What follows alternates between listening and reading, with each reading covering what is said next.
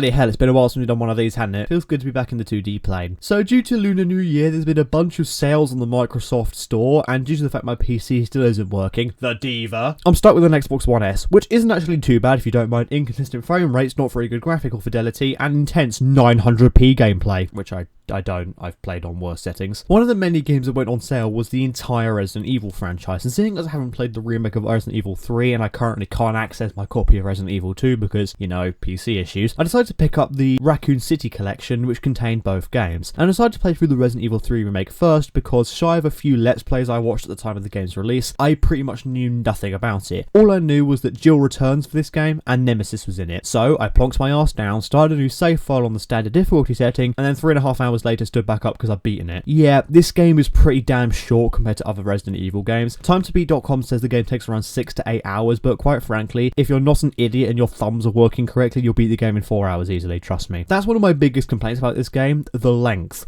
The game was $60 when it launched. Now, $60 for a game you can beat in 4 hours with no multiplayer features, don't count you, be gone, is pretty piss poor, especially considering that Call of Duty got into massive trouble recently for having a 3-hour long campaign and a $70 game. But this isn't my only complaint, no sir. One of my other big complaints is the characters and dialogue. Now, I know that these games are remakes of games from the 1990s that were originally on the PlayStation 1. This was when games were still predominantly seen as toys, therefore characterization and voice acting didn't even make top 100 on the list of developer priorities, but the Resident Evil 2 remake proved that you can do a lot with a sack of shit. Leon and Claire are characterized pretty well considering what they had to work with, and the other games in this series, like my beloved Resident Evil 7, have proof you could have characters with more depth than a fucking Etch-a-Sketch. But the thing about the Resident Evil 3 remake is that the characters, they're all unlikable assholes. Jill herself comes along as an overly confrontational, standoffish bitch. Carlos is just a flirty arsehole whose comments and compliments come within sexual harassment levels of creepy and unneeded. And the main villain is so cartoonishly evil that the big twist that he was the big baddie all along is honestly kind of expected. It wasn't like in Resident Evil 7 when you were like, holy shit, the grandma was behind it. Plus, the guy is such a boring villain. He's just some guy with a Russian accent. This man ain't got shit on Wesker or Evelyn. And a lot of the characters act like complete idiots all of the time. Jill herself is constantly assuming that Nemesis is dead after filling in with more lead than a hatter's bloodstream, but that is just so dumb. Yes,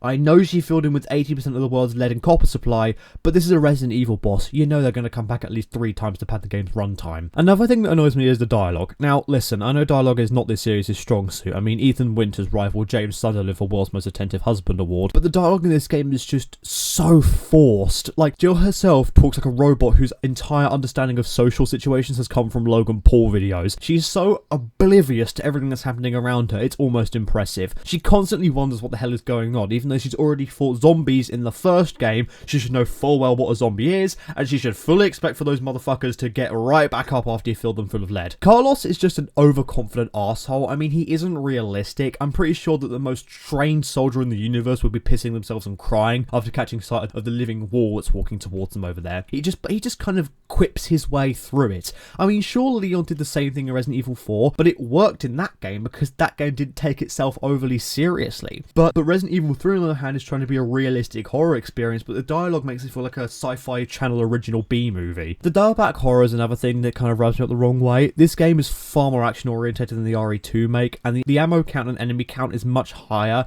and the use of specialised enemies that are just complete bullet sponges is a lot higher as well. However, there are some good points in this sea of shit. The combat engine is the same one from Resident Evil 2, however the movement speed has had a little increase and they added in a dodge mechanic, something the game did not tell me, and I only discovered that it was a feature during the first part of the third Nemesis boss fight before the end, and bloody pissing hell it would have been nice to know that before that point, because they removed the ability to stab zombies or shove grenades in their mouths when they grab you, which was absolutely stupid because I died to zombies biting me a lot of times because they removed that feature. The gunplay is good, but it's the same gunplay as Resident Evil 2, so it doesn't really score points for that. The graphics are also completely jaw-dropping. I mean, sure, I was playing on the Xbox One S, so the frame rate and graphical fidelity wasn't that great, but they did a great job on the last gen remake. The textures are high resolution, the explosions are detailed and realistic, and the use of screen space reflections is very good, with puddles on the ground reflecting the world above them in a realistic and reactive way. The story is very firmly okay. It's not amazing, but it isn't terrible either. There are worse game stories out there, and that's all I'm going to say because I don't want to spoil it for anyone who wants to play the game. Right,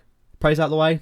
Good, can I dunk on it some more? Thanks. The third boss fight of Nemesis is really incoherent because the game doesn't explicitly tell you how to fight him. Your support character doesn't really tell you what's going on. You're just kind of expected to just work it out for yourself. Now, it wasn't until I died a few times that I finally got a hint on the loading screen that told me to shoot the switch on either side of the tank he was hiding on in order to damage and stun him. After that, the fight became piss easy. The second phase was also really easy once I worked out that you can shoot the glowing orange weak spots on him in order to stun him long enough to re-engage the power supplies for the massive super weapon that the game pulled out of its arse at the last minute. That was so stupid, trust me. All in all, Resident Evil 3 is a very good looking time sink. The story is okay, but the characters are dumb and irritating. The dialogue is also dumb and irritating. The gameplay is fine though. So all in all, I'll give Resident Evil 3 Remake a 5.5 out of 10. Very firm in the middle of the road. Hopefully, while standing in the middle of the road, it'll get hit by a car so I won't have to play it ever again.